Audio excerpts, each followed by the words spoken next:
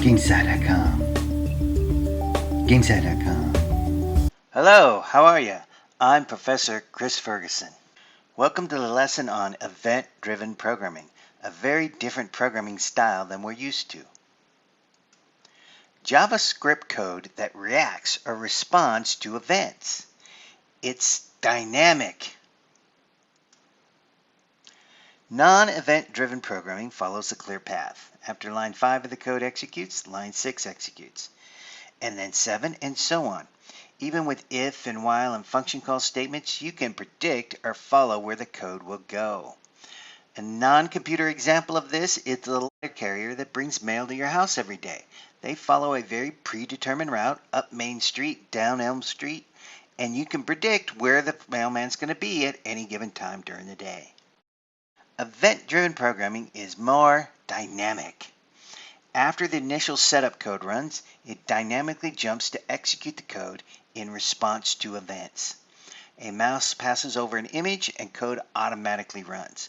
But you can't predict if the code runs 0 times, or 10 times, or 500 times. It's dynamic. It runs when the event occurs. A non-computer example of this is a firefighter. The firefighter preps their truck, and then they wait. And what do they wait for? A 911 call.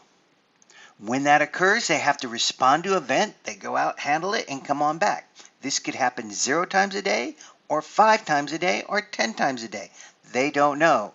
Firefighters are event-driven. There's 3 categories of events that we'll look at in this slide. Number 1 is what we call on events. These are HTML attributes added to tags like onClick, onMouseOver, onLoad, and many, many more. The second category is what we call timer events. Set a timer that can go off and trigger the execution of code. Every 5 seconds, or a fraction of a second, I want a function to execute. Critical for animations, games, etc. Number 3, function callbacks, asynchronous. Make a request and do not wait. Have the reply trigger an event to execute the function. All of these are dynamically executing a function. Let's take a look at some code and see what we mean. We'll start with our on events. Body onLoad equals load done event. Call the function load done event. This HTML does not run the function load done event. It says when the HTML is fully loaded, then run the function. The browser fires an onLoad event that triggers the execution. This code does not execute when this line is loaded. It executes at the very end. When the page is fully loaded, the event will trigger and then it will jump and run the function. Let's set up a div here. This whole box is the div tag in your HTML. This HTML does not run these 3 functions, mouse event, click event, and double click event. It says when the user interacts with this area of the web page where the div is displayed, then run the functions. The browser fires an on event that triggers the execution. So when the mouse goes out, I want you to run mouse event and run this code. When you click on this area of the screen, I want you to run click event. It all has to do with the browser window and what the user is doing in this area of the web page. Now I want to highlight this last tag on the screen, the slash body. After the last HTML tag is loaded, the browser fires an event that triggers the execution of load done event. Since all the HTML is loaded, it can now access any HTML tag, for instance with an ID equal D1. Typically only runs once, but a browser reload will cause it to run again. I cannot stress enough that the event does not trigger until the last tag of the web page is loaded and processed. Then this function runs. Focus now on the onClick equals click event. What you're telling the browser is when somebody clicks on this div right here, I want you to run this function click event. It's after the page is fully loaded, the user can interact with the page. When they move the mouse over the area of the div element, that's right here on the screen here, and press the mouse button, it fires an event. The onClick attribute instructed the code when you see that click, run click event, and it'll go run the click event code. That's event driven. It may never execute. If no one clicks, it doesn't execute. You click 5 times, it'll run 5 times. That's event driven. Now let's focus on the attribute onMouseOut equals mouse event. What you're telling the browser here is when somebody takes the mouse outside the div area, I want you to run the function mouseEvent. So here's the mouse working inside the browser window. When it leaves that area of the div, the place where the div is being displayed, the mouse moves out of the area of the div element. The browser fires an event. The onMouseOut attribute instructs the code to run mouseEvent. It's the user that is triggering the events to determine when the code runs. Usually it's the program that determines when a function runs. Now it's the user determining it. By moving the mouse out of this area where the div is displayed, it is triggering this code to run. One more just for an example. Usually you don't mix click and on double click in the same area, but we'll do it this time. On double click, run double click event. Once again, we're asking when the user moves the mouse over the area of the div element and double clicks the mouse button, it fires an event. The onDoubleClick attribute is instructing the code to run the doubleClick event function when you're in this area of the screen and you hit that mouse button twice, bang, bang, that's when it'll jump and run that code. Now, the interesting thing you should notice about this code is none of these functions may ever run. If you avoid this area of the browser window completely, never click on it, never move over it, never move out of it, then none of these functions will run. That is the essence of event-driven programming. You don't know when or how many times that code is going to run, and it may run 0 times. Now, when it comes to event-driven programming and the on events, number 1, look at this div tag, the ID equals div1.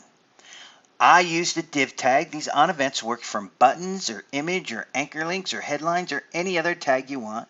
I decided to use a div here. You could have used something else. These on attributes will work with just about any tag that shows up on the screen. Number 2, I only showed 4 on events. There are 40 plus more of these on events that you can use. You can Google JavaScript on events to see more of them. Number 3, event handler functions. These things over here on the right are called event handler functions because they execute to handle the event that occurred. They do not run in a predictable order. They run when the events trigger them. They could execute 0 times or they could execute 100 times. That's the essence of event-driven programming. You have to write code that responds to events or actions as opposed to writing code that dictates events or actions. To be a good event-driven programmer, you need to be flexible. You need to understand that you are not in control. It runs when the event triggers it, not when you want it to run. The second category of events are called timer events. You can set JavaScript timer events to trigger at intervals. You could say I want a timer to go off in 2 minutes or 2 seconds or 0.2 seconds. A timer is simple. When I barbecue a steak, I run the clock app on my phone and I set a timer for 5 minutes. When it chimes, I flip the steak and reset the 5-minute timer. When it chimes again, the steak is done. Yummy. That's all we're talking about. You could set a timer in JavaScript for 5 minutes and it will go off and trigger a function to run. A JavaScript event timer is the same. You set a timer in milliseconds, 1/1000th of a second, and when the timer goes off, it triggers an event that runs a JavaScript function. 1,000 milliseconds is 1 second, so half a second would be 500 milliseconds, and a 3-second timer would be 3,000 milliseconds. So 60,000 milliseconds is 1 minute, times 5 means my steak needs 300,000 milliseconds to set the timer off to tell me to flip the steak. Let's do a simple but annoying timer. I'm not recommending you do this in your own web page. I'm just showing you how a timer works with a nice, easy example. var timer equals set timeout by now 10,000. Call set timeout to create a timer.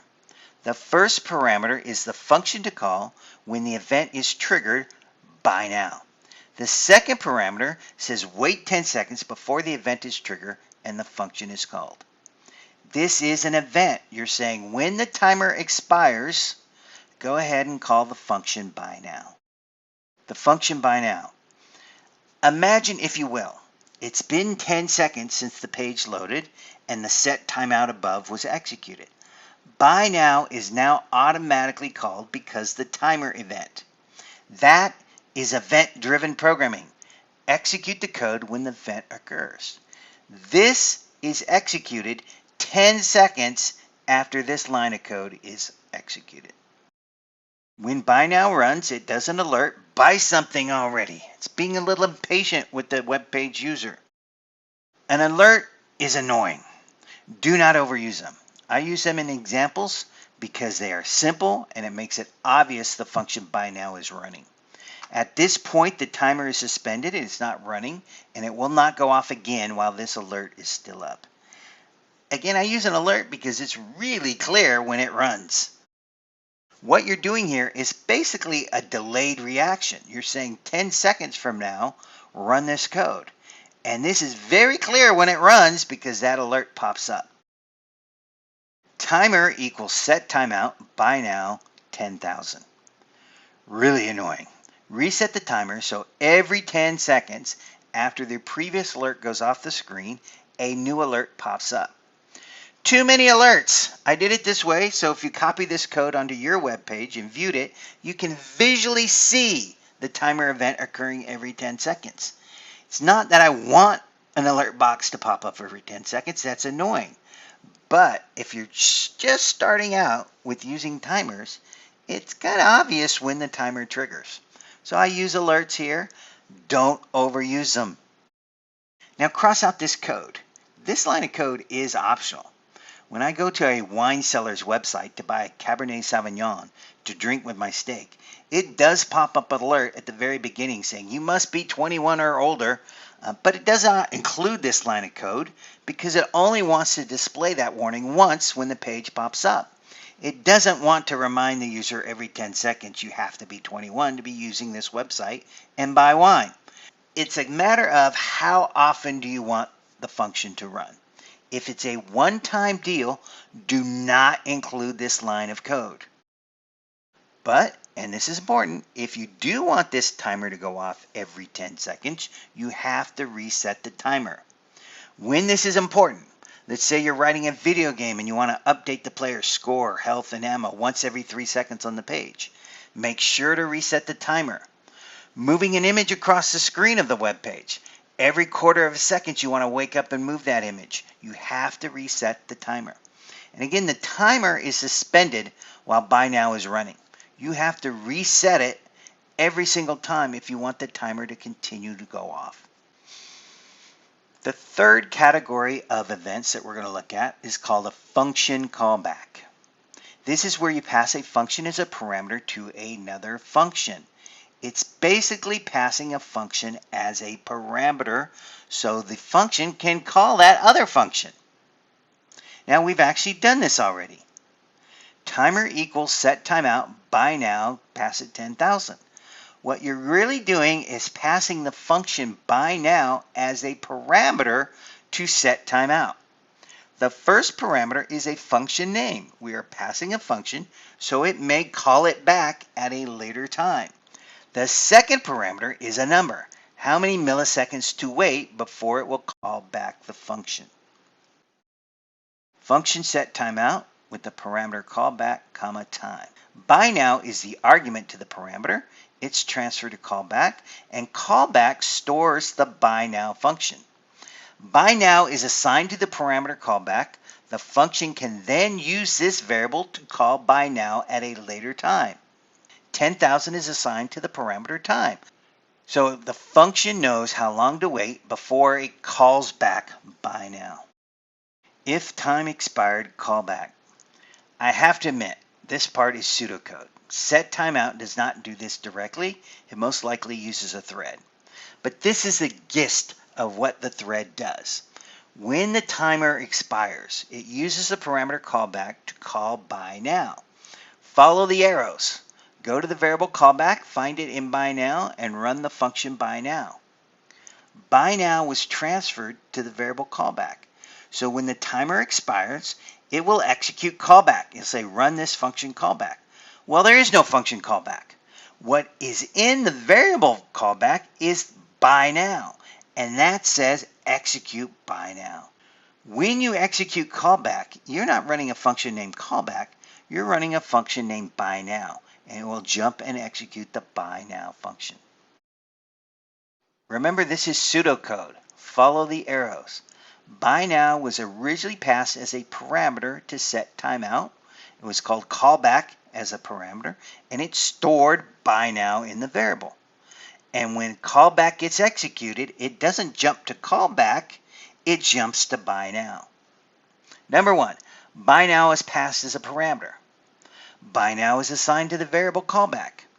When callback executes, it retrieves and then runs by now. It's a little indirect. It's sort of an indirect invocation of a function. Function by now is executing. Alert buys something already. Are you getting the idea? The original call to set timeout said I would like a callback. Call me back after 10 seconds using the function by now. This is event-driven programming. The expired timer is the event. And when the timer expires, using this variable or parameter callback, I will execute by now, and my alert will pop up on the screen. Timer equals set timeout, by now, comma 10,000. Reset the timer. Once it goes off, the timer will not automatically happen again. It must be reset using this code. Do not have to use the same values. We could have passed it by later and 5,000, and it would call back a different function after 5 seconds. You do not have to use the same parameter. You could call a different method on a different timing. Let's do one more example of a function callback. Server equals new XML HTTP request. This is another function callback. Create a server object to request a file we can use to dynamically update the current web page. XML HTTP request is a built-in function, and it can request files from the server. It can request HTML, it can request programs to be run, etc. from the server. This is a request to go back to the server and get me something. Run me a program or get me a file. Server.open with the parameters get and breakingnews.txt. Server is an object. Run the open method and tell the server we want to open a GET request of a file named breakingnews.txt. At this point, the server is storing that data and not sending the request. We're asking it, when you do make the request, grab this file off the server.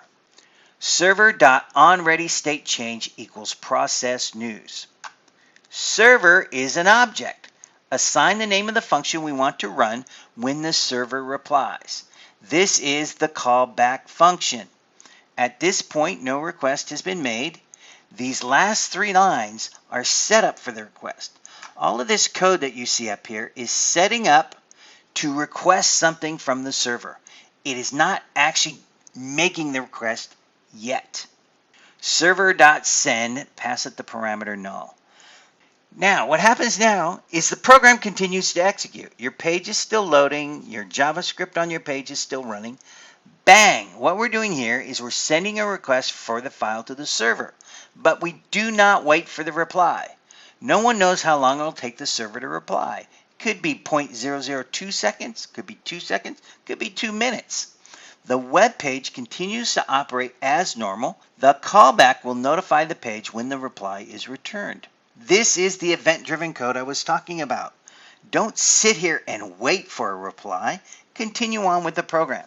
You will be notified when the file is returned by event, and at that point you could go process the data. Function process news. This will execute when the server replies with whatever you requested. Now we requested a file named breakingnews.txt. When the server wants to tell you the file is ready, it will run process news. Whoop, there it is. After a delay of who knows how long, the callback function is run. This is the event-driven programming. The event was the server notifying the program some data is ready via the callback of the function process news. The server will often reply with several updates before the actual data is sent back. This if statement will only be true when the actual requested data has been received. I'm going to say if server.readyState equals 4 and server.status equals 200. These are the two codes that it sends that the real data is ready. And when the real data is ready, it will go inside and execute the code in the if statement. var reply equals server.responseText. Server is an object. Objects have methods like open and send. Objects have variables like onReadyStateChange and responseText. Once you verify this is the actual data, response text will contain the data from the file breakingnews.txt sent by the server. This is telling us our data is ready, so read the data from this variable and assign it to my reply variable. Once we have it in our own variable, we can go to document.getElementById. We can request the news object, the element on our web page that contains the latest news, and set its inner HTML to the reply. Whatever was in this file at the time we requested it will be sent back to us, and we can dynamically put it on our web page.